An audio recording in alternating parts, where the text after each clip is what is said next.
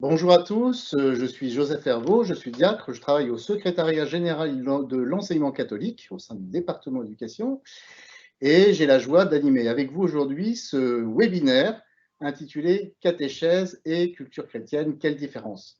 Alors, ce sont des bonnes questions, ce sont des questions qu'un certain nombre d'acteurs pastoraux se posent dans l'enseignement catholique, que ce soit des APS, que ce soit des chefs d'établissement même, ou que ce soit assez souvent d'ailleurs des enseignants et des parents qui se posent des questions sur ce que propose l'enseignement catholique. Alors, toutes ces différentes notions, nous allons les explorer ensemble, mais peut-être qu'avant, ça vaudra le coup qu'on fasse un petit peu d'histoire. Donc, mon intervention, ce webinaire va avoir lieu en 4 temps. Le premier, ce sera justement d'essayer de trouver quelques éléments d'histoire qui éclaireraient toute cette gamme de propositions qui existent à l'heure actuelle dans l'enseignement catholique, et puis qui nous aidera aussi à comprendre leurs enjeux.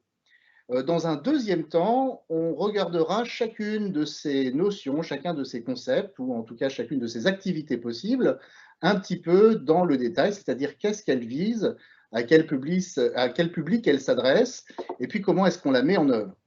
Dans un troisième temps, on essaiera de synthétiser tout ça avec un point particulier, c'est qu'est-ce que ça implique du côté de la personne qui les propose et du côté de la personne de l'élève qui les reçoit. Et enfin, je passerai un dernier petit temps avec vous pour répondre à quelques questions qui m'ont déjà été transmises via le formulaire Internet, et puis d'autres que vous aurez l'occasion de poser aussi tout au long de ce webinaire. Alors d'abord, un peu d'histoire. Euh, on pourrait récapituler l'histoire de l'enseignement catholique, alors ce serait même un petit peu plus vaste que ça, puisque la diapo qui s'affiche vous montre qu'on pourrait parler d'éducation chrétienne, selon 3 grands modèles en France depuis la christianisation des Gaules. Vous voyez, ça remonte loin.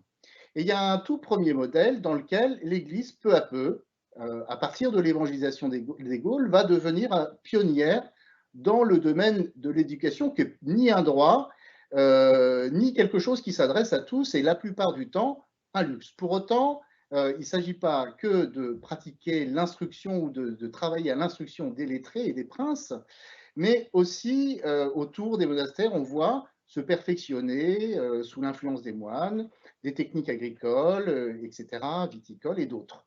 Donc l'Église va petit à petit être pionnière de l'éducation et travailler à ce que cette éducation s'élargisse et qu'elle puisse profiter à tous.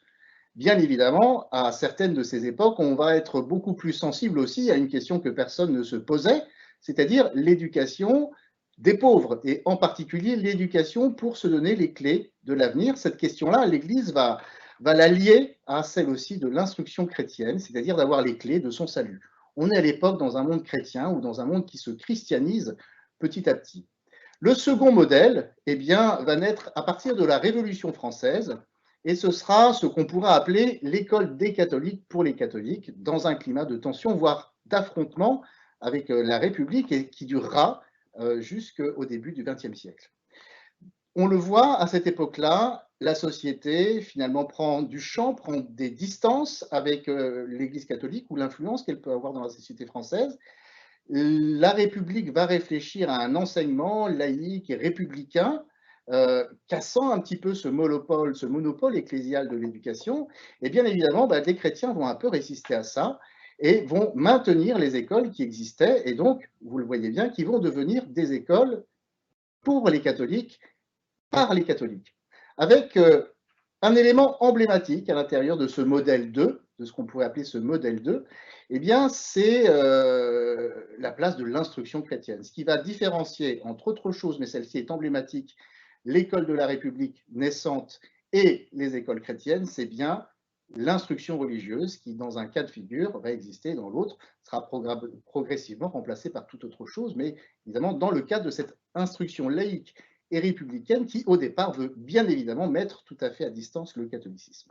Ça va durer pendant tout le 19e siècle et même jusqu'au début du 20e, et de temps en temps, ce sera un peu sanglant, d'où ce côté un petit peu forteresse, hein. Au début du siècle, les religieux sont d'ailleurs interdits d'enseignement et expulsés du territoire français. C'est pour vous dire que ce n'était pas simplement une gentille querelle sémantique ou de mots.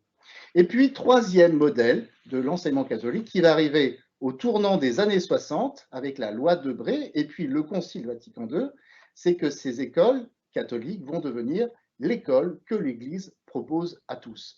Alors c'est évidemment dans ce troisième modèle que nous nous situons, et c'est dans ce troisième modèle aussi qu'on peut comprendre eh bien, l'inscription de ces différentes activités qui sont toutes dérivées de cette instruction religieuse qui, évidemment, au XVIIIe et XIXe siècle, était une instruction religieuse catéchétique, essentiellement.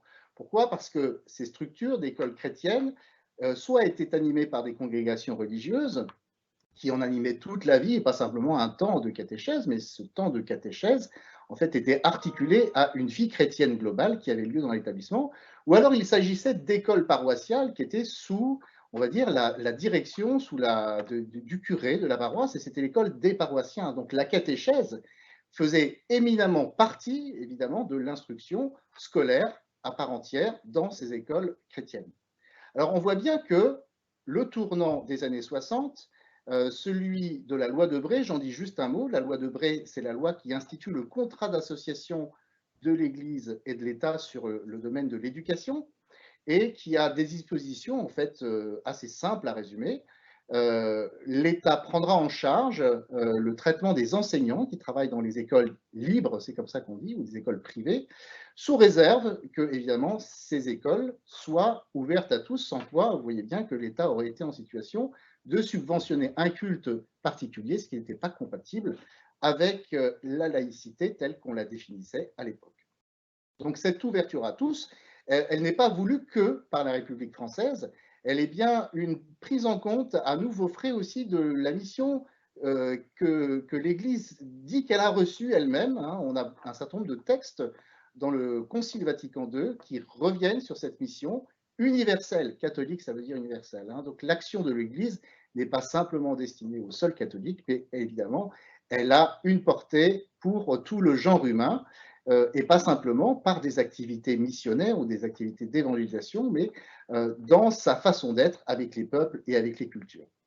Donc, dans ce second modèle, eh bien, nous allons accueillir dans les écoles catholiques progressivement une diversité. Au départ, ça ne change pas grand-chose parce que ce sont les mêmes élèves qu'on accueille avant et juste après la loi de Debré. Puis petit à petit, eh bien, le public va se diversifier. Cette catéchèse obligatoire qui était institutionnalisée depuis des siècles, du coup, eh bien, on se rend compte qu'elle ne peut plus toucher tout à fait le même public. Pourquoi? Eh bien, parce que la catéchèse, on le verra dans quelques instants, elle engage la foi et qu'elle est possible, évidemment, elle est même nécessaire pour des baptisés, mais pour des jeunes qui seraient d'une autre religion, eh bien, il faudra une autre approche. Et c'est à ce niveau-là que va naître tranquillement cette question de la culture chrétienne. Alors, au départ, ça se passe de façon très simple. On va, dans un temps de catéchèse obligatoire, prendre en compte qu'on a un petit garçon ou une petite fille dont l'un est juif, l'autre musulman. On va dire, écoute, pour toi, tu vas entendre ce qu'on te dit, mais tu vas traduire dans ta tête. Hein, les chrétiens pensent que ça ne veut pas dire qu'on t'oblige à croire ceci, que Jésus est le Fils de Dieu, ou que Dieu est trinitaire, etc. Mais tu vas découvrir des choses sur les chrétiens. Voilà. Puis quand c'est 2-3, ben ça va, on fait ça dans le même temps. Et puis quand c'est la moitié de la classe, on se rend compte, voire davantage, qu'il faut un temps spécifique. Alors, voilà comment naît, à très grands traits, la culture chrétienne. Et cette culture chrétienne, eh bien, au départ, elle n'a pas de manuel. Hein, elle est mise en œuvre par les mêmes personnes qui font la catéchèse dans les établissements scolaires. Et eh bien, la frontière entre l'un et l'autre va quelquefois être un petit peu délicate à trouver. Alors, cette instruction religieuse, elle va donner finalement ce qu'on appelle aujourd'hui l'animation pastorale, c'est-à-dire toute une gamme de propositions diverses et variées, et puis adaptées à des publics très différents.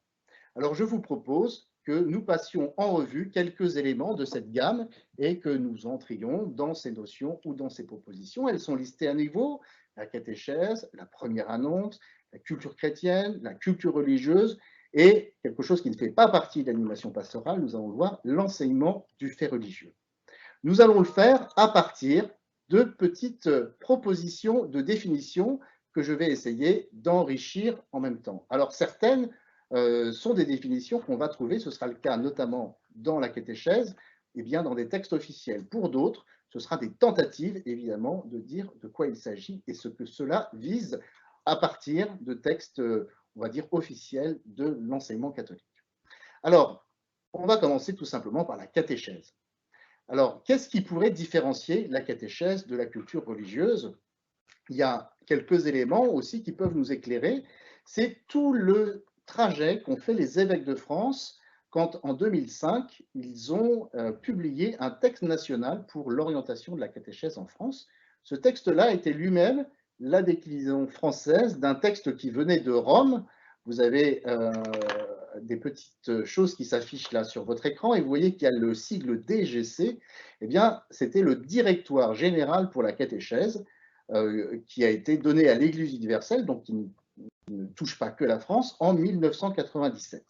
Et puis de ce Directoire général pour la catéchèse, les évêques de France, comme c'était la mission de toutes les conférences épiscopales, eh bien, on fait une déclinaison plus adaptée à la vie de l'Église en France. Vous avez un autre petit sigle, c'est une encyclique du pape Jean-Paul II qui s'appelait Catechesi Tradendae, qui reparlait aussi de ce qu'était la catéchèse. Alors, on va passer en revue ce qui est écrit. Le but définitif de la catéchèse, c'est de mettre quelqu'un non seulement en contact, mais en communion, en intimité avec Jésus-Christ. Vous voyez qu'on n'est pas du tout là simplement dans quelque chose qui serait culturel. Être en contact et en intimité avec Jésus-Christ, c'est pas simplement, ça ne peut pas être seulement savoir des choses sur lui.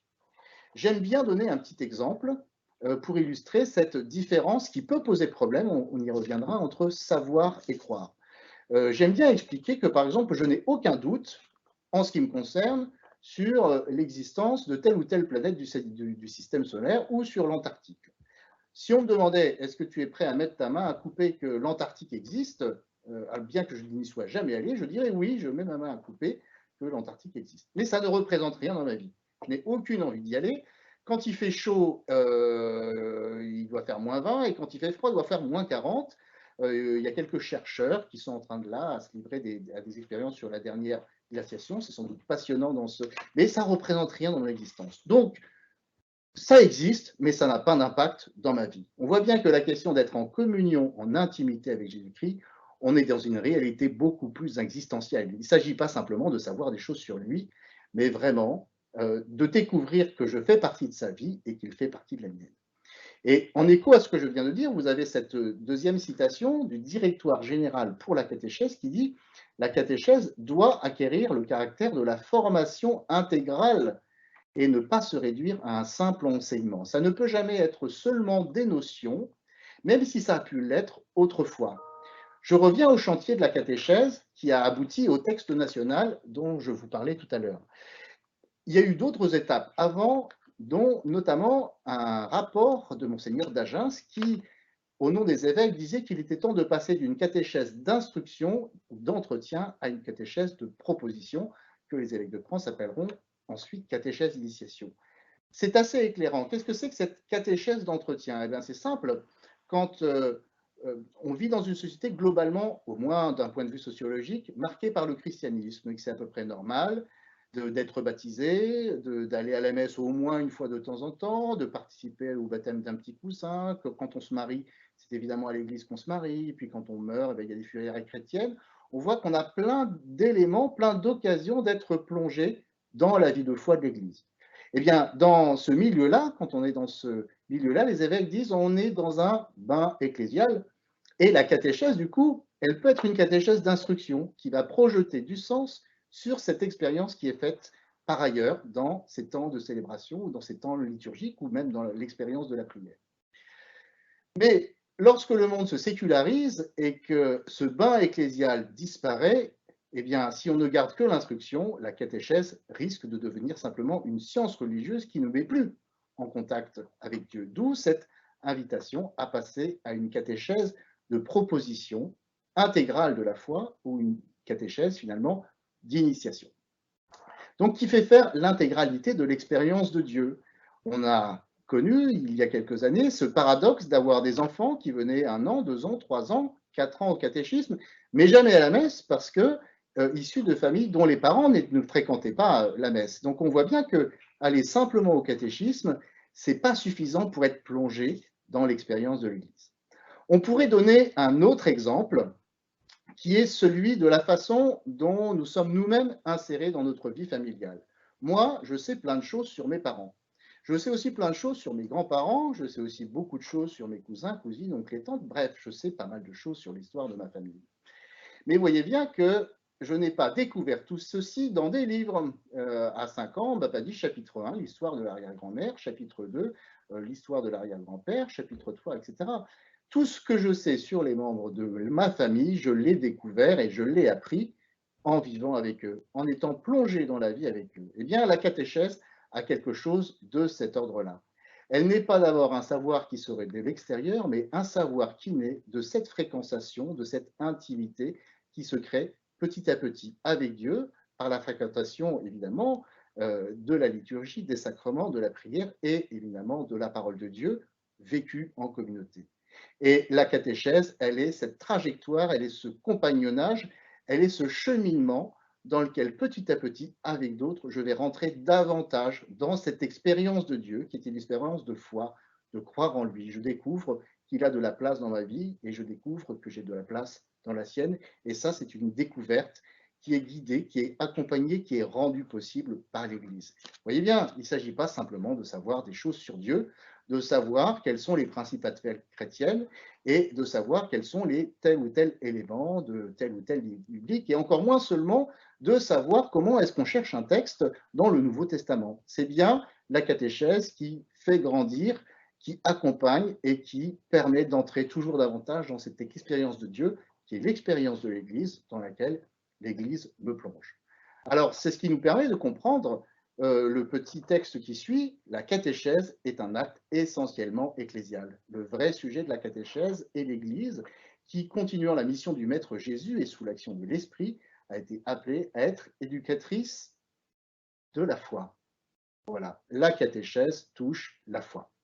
Principalement et premièrement la foi, c'est-à-dire cette expérience relationnelle avec Dieu que Dieu lui-même initie et dont il a lui-même l'initiative. Et vous voyez bien que du coup, la définition que vont donner les évêques de France de la catéchèse, c'est celle qui est en gras, juste après cet extrait du DGC, est très claire. La catéchèse est ce que la communauté chrétienne, donc l'Église, propose à ceux qui librement veulent participer à son expérience et à sa connaissance de la foi. Chaque mot compte.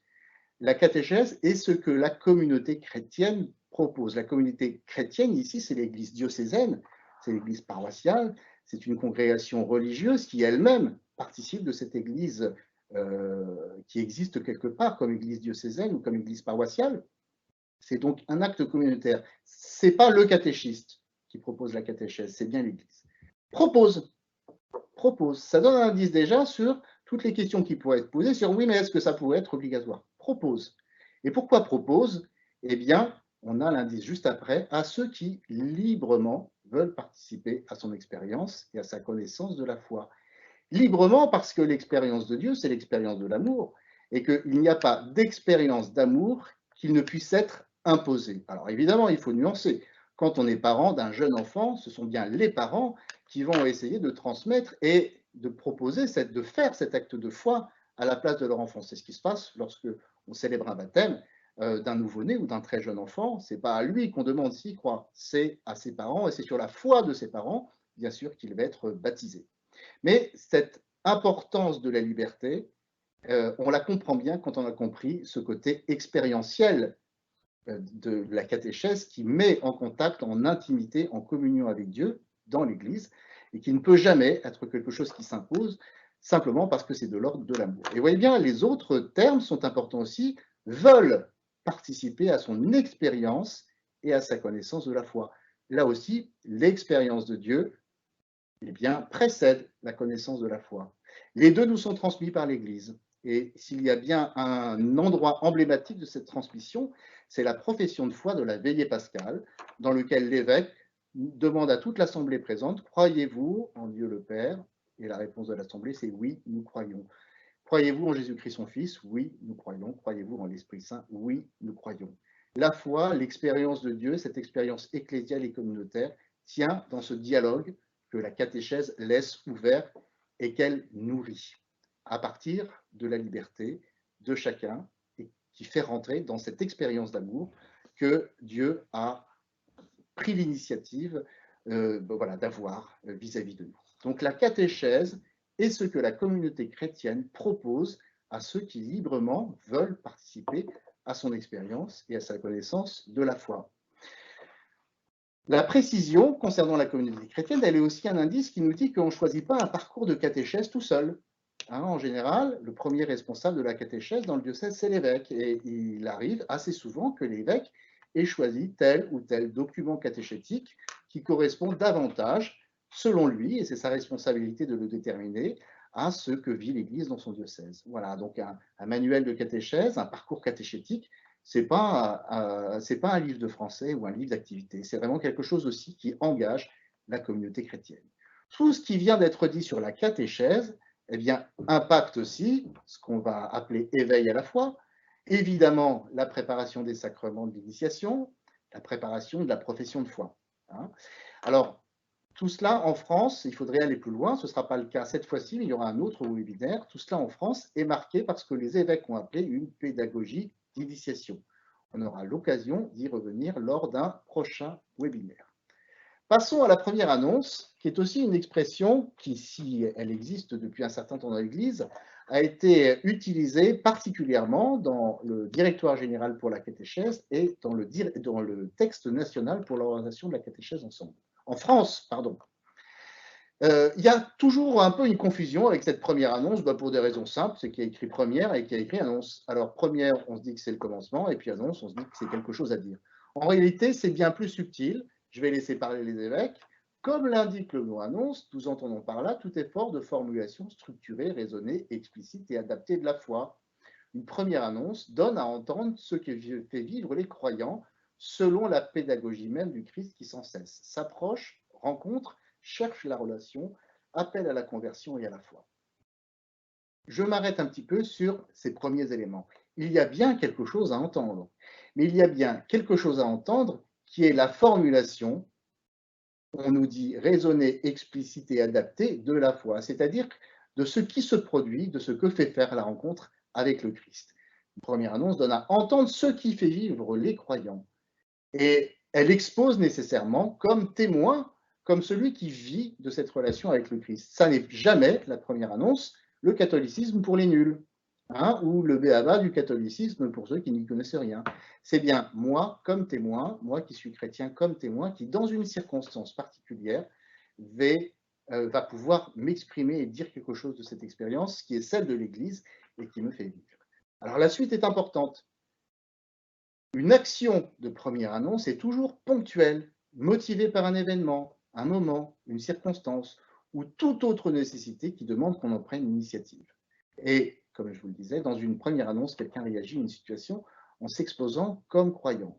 Finalement, ce mécanisme de la première annonce, c'est celui qui nous fait travailler l'articulation entre l'évangile vécu et l'évangile annoncé.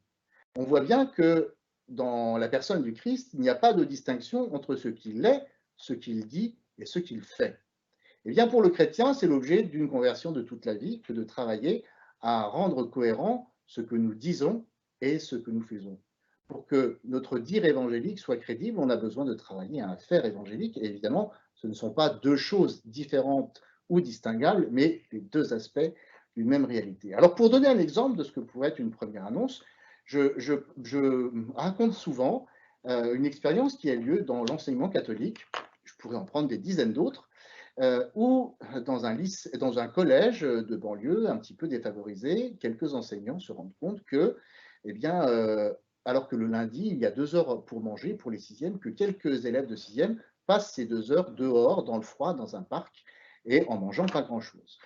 Ils en parlent au professeur principal qui effectivement explique que ce sont des familles modestes et que sans doute c'est parce qu'il n'y a pas de sous pour la cantine qui est chère et que ces enfants-là sont dehors. On en parle au chef d'établissement et puis ensemble des enseignants qui n'ont pas envie de se laisser embarquer dans cette situation-là, en tout cas d'être passifs vis-à-vis de ça, se disent on pourrait trouver une solution. Et puis ils en trouvent une parce qu'il y a justement le lundi un atelier théâtre ouvert aux sixièmes puisqu'ils ont 2 heures pour déjeuner.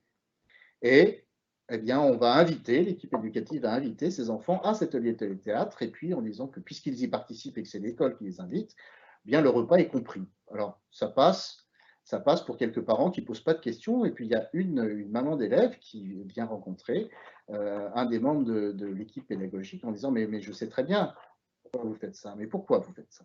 Et la réponse, c'est mais madame, dans une école catholique, on ne peut pas se contenter de regarder passivement des élèves qui vivent une difficulté. Il faut qu'on trouve une solution pour faire en sorte que cette difficulté soit levée. Alors elle aurait pu dire cette personne, c'est à cause de Jésus-Christ. Mais dans les faits, même si elle n'a pas employé ce nom ou ce mot, eh bien, on voit bien que c'est ça le mécanisme de la première annonce. C'est d'agir et de témoigner en chrétien, en osant aussi, voilà, dire ce qui nous habite et en faisant en sorte que cette annonce, elle soit inscrite aussi dans une réalité concrète.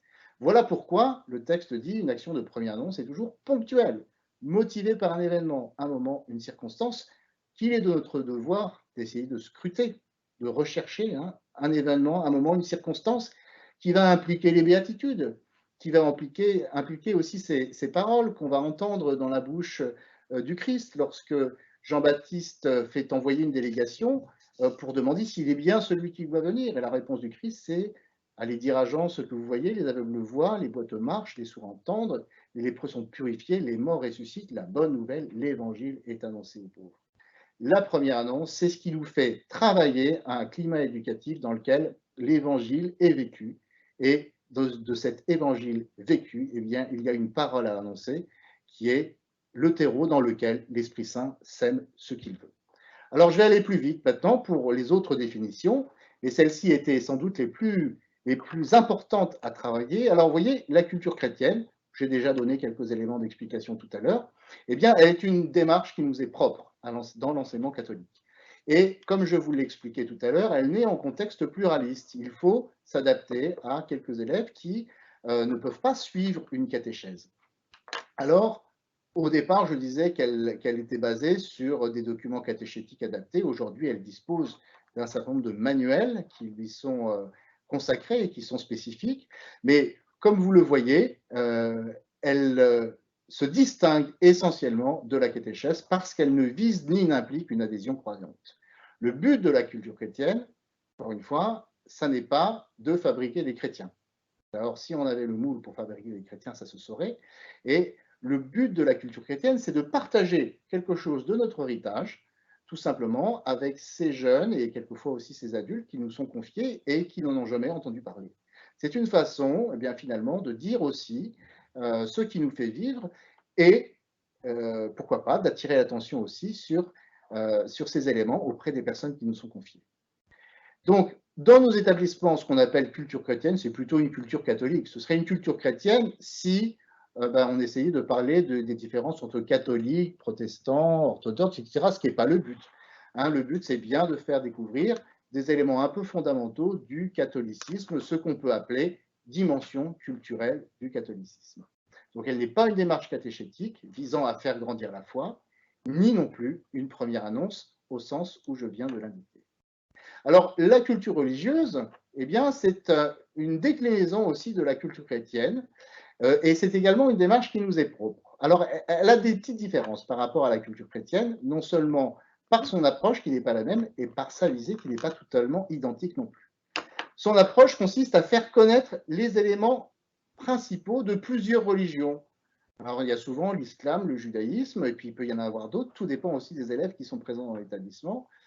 Alors, il s'agit de regarder des différences, bien sûr, des spécificités, certainement, mais aussi quelquefois des points communs. Il n'y a pas que des différences dans la manière de croire. Et vous voyez bien pourquoi ces points communs sont importants, non pas pour nier les différences, mais parce que s'il n'y a que des différences, alors on ne peut pas vivre ensemble.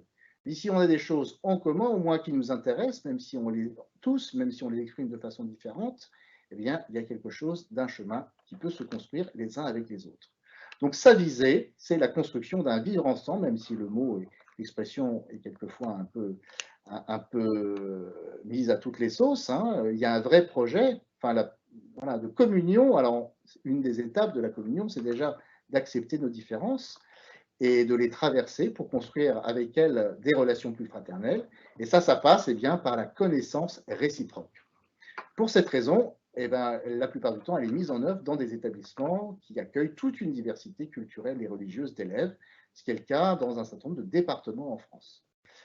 Alors, la culture religieuse, elle se situe sur le champ des savoirs. Ça, c'est le point commun qu'elle a avec la culture chrétienne.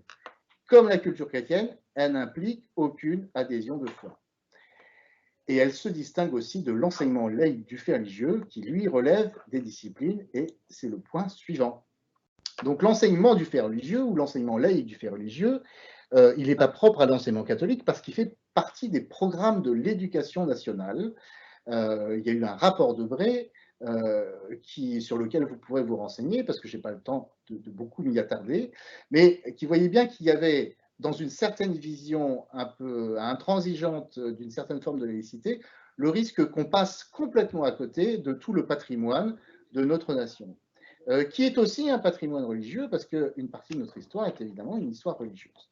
Donc cet enseignement laïque du fait religieux, qui a lieu dans le cadre des programmes, dans le champ des disciplines, eh bien, lui témoigne de cette dimension religieuse de la culture.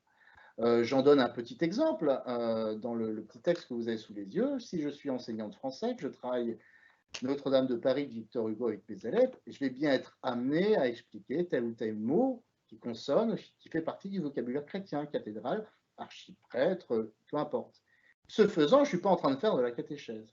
Et je ne suis pas non plus en train de faire de la culture religieuse, parce que mon but, ce n'est pas d'expliquer le catholicisme, c'est que mes élèves comprennent le minimum de vocabulaire pour pouvoir rentrer dans la dynamique de Notre-Dame de Paris. Et il y aurait des exemples semblables à prendre avec l'ensemble des disciplines qui sont d'ailleurs déclinées dans les programmes.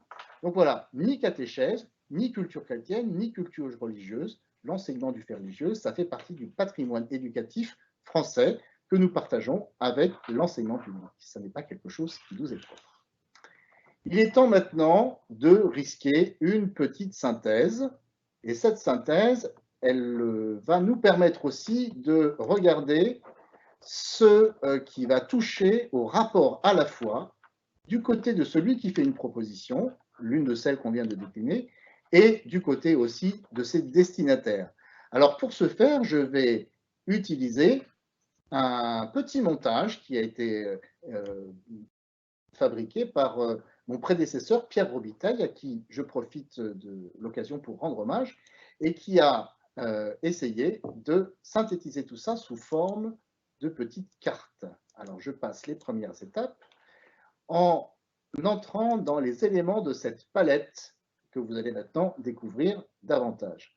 Le premier élément, eh bien, cette dimension religieuse de la culture, vous aurez reconnu qu'il s'agissait de l'enseignement du fait religieux. La dimension culturelle des religions, vous aurez compris qu'il s'agissait de ces temps de culture religieuse. La dimension culturelle du catholicisme, eh bien, c'est ce que nous appelons culture chrétienne. Et il y a aussi cette première annonce qui dépend de circonstances et ne peut pas rentrer dans les cases d'un emploi du temps. Et enfin, ce qu'on appelle la catéchèse et plus largement tout ce qui va concourir à l'éducation permanente, non pas du savoir, mais de la foi. Alors, si on classe les éléments de cette palette de différentes façons, c'est aussi éclairant. Ce regroupement que Pierre Robitaille propose selon la finalité nous permet de voir tout à fait en haut que, pardon, je suis allé un petit peu trop vite et mes diapos disparaissent, que les trois premiers domaines se situent vraiment du côté de la dimension scolaire. Hein, l'enseignement du fait religieux, la culture religieuse ou la culture chrétienne, eh bien, elles font partie. Alors, la dimension culturelle des religions et la dimension culturelle du catholicisme de ce que fait l'enseignement catholique, et puis en commun avec l'enseignement public, l'enseignement du fait religieux. Et vous voyez que la finalité, ici, elle est essentiellement culturelle. En bas, la finalité sera celle de l'annonce de l'Évangile, l'annonce du Christ, la première annonce, la catéchèse, l'éducation permanente de la foi. Alors, on peut les regrouper aussi selon la mission. Alors, vous avez tout à fait en haut là encore, des choses qui sont propres à l'enseignement catholique, dont la première annonce, dont les évêques de France nous disent aussi qu'elle est une mission première pour nous, qu'on a vocation à créer ce climat évangélique dans l'établissement propice à donner du sens à la parole que nous annonçons. Et puis, vous avez la catéchèse et l'éducation permanente de la foi qui est plus largement et plus définitivement, qui est plus spécifiquement, ça y est, j'ai trouvé mon mot, le travail, l'œuvre de l'Église, la mission de l'Église locale.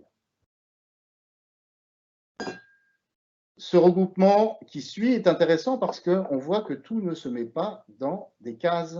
Vous voyez, les 4 diapos, les 4 cartes du haut peuvent correspondre tout à fait à des temps qui sont dans l'emploi du temps. Soit parce que c'est une heure de cours, soit parce que ce sera un temps dédié, soit parce que ce sera dans le cas de l'éducation permanente de la foi, d'un témoignage ou d'une célébration. Et vous voyez des choses qui ne rentrent pas dans les clous. Par exemple, l'enseignement du fait religieux suppose des circonstances. Il faut que le cours s'y prête. Et puis la première annonce, elle aussi, suppose des circonstances que nous aurons repérées. Enfin, et c'est sans doute la diapo la plus importante de ce petit montage, c'est comment sont impliquées la foi chez celui qui fait la proposition et chez celui qui la reçoit. Dans les 2 diapos du haut, on est dans quelque chose de 100% culturel. Donc, ce qu'on vise, ce n'est pas la foi, mais la culture. Donc, celui qui met en œuvre, l'enseignant ou l'APS, eh bien, c'est pas ça qu'on demande chez lui. On lui demande pas une posture de croyant, on lui demande une posture de bon connaisseur de ce dont il parle. Il en va différemment des deux cartes du milieu, puisqu'elles sont importantes pour nous. Nous avons reçu dans un établissement catholique une mission de participation à cette mission de l'Église dans le domaine de l'éducation. Alors oui, c'est important pour nous de donner quelques éléments qui permettent de nous connaître, mais vous savez, on en parle dans le champ de la famille, donc ce n'est pas tout à fait quelque chose qui nous est extérieur, ce n'est pas 100% culturel. Et puis cette première annonce aussi qui engage notre posture de témoin et qui ne l'engage pas chez l'autre. Si je reprends l'exemple de tout à l'heure, la maman qui dit « mais pourquoi vous faites ça ?» À aucun moment, la proposition qui a été faite pour son enfant ne l'oblige, elle, à devenir chrétienne. Et puis vous avez la catéchèse et l'éducation permanente de la foi qui s'adressent, qui sont proposées par des croyants à d'autres croyants ou des croyants sur la foi de leurs parents, les très jeunes enfants. Et donc là, c'est impossible de ne pas être impliqué dans la proposition. Alors, ce faisant, ça répond déjà à quelques questions que vous aviez posées dans votre, de façon orale. Alors, je ne sais plus si j'ai le temps de toutes les aborder, mais je vais en prendre quelques-unes. Le temps de revenir sur le précédent diaporama. J'en profite juste avant pour vous présenter quelques ressources. J'ai parlé du directoire général pour la catéchèse. J'ai parlé du texte national d'orientation pour la catéchèse en France. Je n'ai pas parlé, mais vous le retrouvez dans un petit document qui vous sera envoyé par mail, des textes officiels de l'enseignement catholique. Le premier qui nous informera sur la mission de l'école catholique, c'est évidemment le statut de l'enseignement catholique. 2 éléments, l'adjoint pastoral scolaire et l'annonce explicite de l'évangile en établissement catholique d'enseignement, qui sont des textes qui vous en diront davantage et de façon plus précise sur ces activités et sur les personnes qui les mettent en œuvre. Et enfin, un dernier élément, qui est en réalité un ensemble d'éléments, puisque c'est un coffret qui donne des ressources pour penser l'enseignement catholique fidèle à sa mission dans un milieu pluraliste qui est le nôtre aujourd'hui. Quelques questions, donc, prises parmi celles que vous avez posées en ligne. Alors, normalement, certaines devraient avoir trouvé leur réponse. Oui, on m'en fait passer d'autres. La différence entre catéchèse et culture chrétienne consistant en une mobilisation de l'acte de croire ou non est-elle pertinente? En tout cas, c'est l'approche qui est développée depuis qu'existe ce genre de proposition. J'ai bien conscience que faire une distinction entre savoir et croire est toujours périlleux, parce que lorsque nous sommes sur du religieux, nous sommes sur du symbolique. Je pourrais vous en donner deux petits exemples que je donne souvent. Pour une jeune fille, par exemple musulmane, qui va avoir très à cœur d'être fidèle à à la non-idolâtrie, donc à n'avoir de Dieu qu'Allah, par exemple, ça arrive quelquefois un peu compliqué dans un cours d'histoire géo où on va aborder les Égyptiens, ne serait-ce que même que d'écrire que Pharaon était un dieu. En écrivant ça, elle a l'impression presque qu'elle se dédie et qu'elle se trahit. Alors il faut un petit peu de pédagogie pour lui expliquer qu'on ne lui demande pas d'y croire, que c'est ce que d'autres croyaient et qu'elle est simplement en train d'apprendre une partie de l'histoire, et dans cette partie de l'histoire, elle découvre ce que d'autres croyaient. Mais ça arrive aussi dans d'autres circonstances. J'ai en tête, il me semble que c'était dans 2011, une épreuve du bac de français dans lequel un texte d'évangile était proposé comme texte à analyser. Et là, ce ne sont pas des petits jeunes qui sont en 6e, 5e qui réagissent, mais des grands universitaires pour crier à l'atteinte à la laïcité. Et d'une certaine façon, on peut comprendre, parce que ce que produit un texte biblique sur des personnes qui le lisent, même si elles sont dans une dynamique de pure analyse textuelle, en fait, personne ne le maîtrise. Le religieux, c'est du symbolique, et on ne peut jamais réduire le symbolique à une seule fonction dans un seul cadre. En revanche, on peut être, nous, tout à fait clair sur ce qu'on en attend et sur ce qu'on leur présente. Et c'est important de le faire, puisque derrière, il y a une question essentielle qui est celle de la liberté. La liberté, elle doit toujours être respectée. On ne doit jamais nous emmener sans que nous le sachions là où nous ne voudrions pas aller. Et évidemment, l'Église a à cœur de respecter cette liberté de conscience qui est importante aussi pour la République française. Donc, cet axe, cette distinction entre savoir et croire, eh bien, elle est pour l'instant la réponse la plus pertinente qui nous permet de bien savoir ce qu'on fait quand on fait de la culture chrétienne ou de la culture religieuse, de bien savoir ce qu'on fait quand on fait de la catéchèse. Alors, quelle différence entre culture chrétienne est-elle propre à chaque établissement en fonction du fondateur et l'enseignement du fait religieux dans les deux cas ouverts à tous les élèves? L'enseignement du fait religieux, c'est plus facile à répondre, puisque l'enseignement du fait religieux, en fait, est dans les programmes. Voilà, il suffit d'aller regarder les programmes de l'éducation nationale et vous verrez tout ce qui touche à l'enseignement du fait religieux. Il y a d'autres sources aussi. Mais en tout cas, ce n'est pas nous, École catholique, qui définissons le contenu de l'enseignement du fait religieux, tout simplement parce que nous le recevons du ministère de l'Éducation nationale comme les établissements publics d'enseignement. En revanche, pour la culture chrétienne, non, il n'y a pas de programme. L'enseignement catholique, le secrétariat général, n'édite pas un programme de culture chrétienne qui serait valable du CP à la terminale. Donc, ce qui permet aussi aux établissements scolaires de faire jouer des ressources plus locales, d'être plus créatifs aussi sur les questions qu'ils ont envie d'aborder, même s'il existe des manuels qui permettent aussi de ne pas avoir tout le boulot à faire, mais ça n'implique pas forcément qu'on ne puisse pas l'adapter et le personnaliser aussi. Il en va de même pour la culture religieuse. C'est évident que si on a essentiellement des juifs et des musulmans dans l'établissement, on aura moins de précipitation à aller parler du bouddhisme et de l'hindouisme. Voilà. En revanche, si on en a, bien sûr que ces religions-là seront abordées. Et elles peuvent l'être de plein de façons. On n'est pas obligé de faire 1 heure par semaine ou 1 heure tous les 15 jours. Il y a des établissements qui choisissent un système d'1 heure par mois ou de 2 heures par mois ou d'une après-midi, une fois de temps en temps, etc. Le modèle est souple parce qu'encore une fois, ça repose sur le projet éducatif ou sur le projet d'établissement. Alors, l'enseignement du fait religieux, donc oui, effectivement, il est ouvert à tous les élèves puisqu'il est dans les programmes. Tout ce qui impacte ou qui se situe dans le champ plus culturel, par définition, n'impliquant pas la foi, si c'est bien positionné, ça doit pouvoir se proposer à tous. Pour ce qui concerne la catéchèse ou des démarches de foi, préparation de sacrements, préparation de la profession de foi, c'est évident que là, on a besoin de s'appuyer sur un minimum d'adhésion, un minimum de liberté des personnes, un minimum de conscience qui, bien évidemment, je l'ai dit à plusieurs reprises, est celle des parents quand il s'agit de jeunes enfants. Quelle différence entre culture religieuse et culture chrétienne? C'est peut-être pour une personne qui a pris ce webinaire en retard. Je vais le dire rapidement. La culture chrétienne parle en général du catholicisme. La culture religieuse peut parler de plusieurs religions. Vous retrouverez tout ça dans les éléments qui vous seront communiqués et puis dans ce webinaire en ligne. Comment accueillir les enfants dont les parents imposent un temps de caté quand il y a l'alternative de culture chrétienne? On pourrait se poser exactement la même question en paroisse, quand des parents inscrivent au catéchisme des enfants qui manifestement n'ont pas envie d'y aller. Voilà, alors là, je pourrais répondre, mais ce serait un petit peu long. dans les définitions que vous avez tout à l'heure, il était question que la catéchèse ne soit pas qu'une catéchèse d'instruction qui délivre des contenus, mais une vraie formation intégrale de la personne. Il y a toujours moyen de rejoindre ces enfants-là, c'est ce que déploie d'ailleurs la pédagogie d'initiation, qui fera l'objet d'un autre webinaire.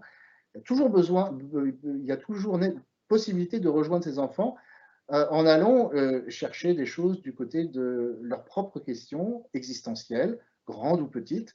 Et c'est tout à fait d'ailleurs ce que Dieu fait avec nous. Hein. L'incarnation, quand Dieu se fait homme pour nous communiquer sa vie et nous apporter son salut, il le fait dans notre propre humanité. Et d'ailleurs, ce sera intéressant de recenser dans l'Évangile toutes ces questions humaines. Hein, les questions assez souvent, alors bien sûr, du royaume des cieux, du Père, etc., mais de coucherie, de nourriture, d'adultère, de divorce, de mariage, de gens qui travaillent à la vigne qui ne sont pas payés, etc. Bref, de questions qui sont des questions extrêmement incarnées. Voilà. En allant travailler ces questions-là, en allant les chercher et en faisant un lien justement avec la parole de Dieu, il y a des tas de choses, il y a des tas de chemins qui sont possibles.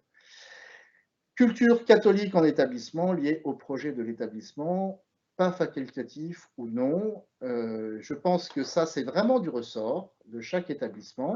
C'est aussi une question de personnes ressources. Pour pouvoir faire des propositions qui s'adressent à tous, eh bien, il faut en avoir les moyens. Quelquefois, il faut s'en donner les moyens. Et quand il y a une personne à mi-temps dont on pense que la culture chrétienne, c'est sa chose à elle parce qu'elle est APS, et qu'il y a un grand établissement, il est évident qu'elle ne pourra pas passer dans toutes les classes au même rythme. Donc voilà, chaque établissement a construire sa réponse, pas simplement en termes de propositions, mais aussi en termes de personnes et en termes de dispositifs. J'ai le temps de répondre encore à quelques questions qui ont été posées par Internet avant ce webinaire. Alors, l'éveil à la foi en maternelle, ce n'est pas une question. Donc, je ne vais pas répondre à cette question, simplement pour dire que, ben oui, l'éveil à la foi en maternelle, elle est déjà une démarche, c'est bien éveil à la foi. Ce n'est pas éveil à la connaissance de tas de choses qu'on pourrait apprendre sur Dieu. Donc, si c'est éveil à la foi, c'est bien, ça se situe bien dans cette dynamique de faire l'expérience de Dieu. Et donc, ça relève aussi de quelque chose de catéchétique qui suppose, pour les enfants de maternelle, vraiment l'assentiment, le consentement positif des parents. On va les faire prier, ces enfants. Hein, on va les mettre en présence de Dieu, que ce soit le Saint-Sacrement, que ce soit une icône. On va les faire chanter, mais les chansons, ce n'est pas du folklore, ce n'est pas une belle musique. Hein. Chanter, c'est prier 2 fois, nous disait saint Augustin. Donc, c'est à minima prier.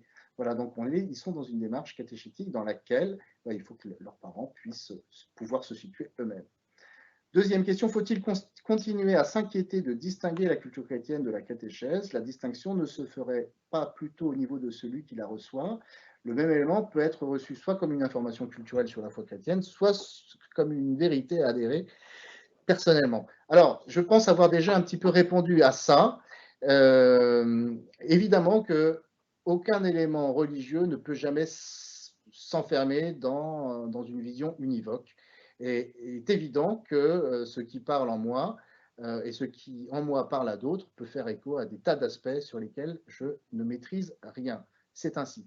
En revanche, je maintiens qu'il faut que nous soyons clairs sur la proposition, sinon on crée le flou.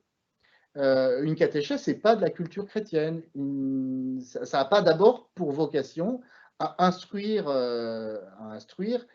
sur tout ce qu'il faudrait savoir sur Dieu. Je l'ai dit tout à l'heure, ça a pour vocation de faire entrer dans l'expérience d'une relation avec Dieu dans laquelle, bien évidemment, il y a aussi du contenu.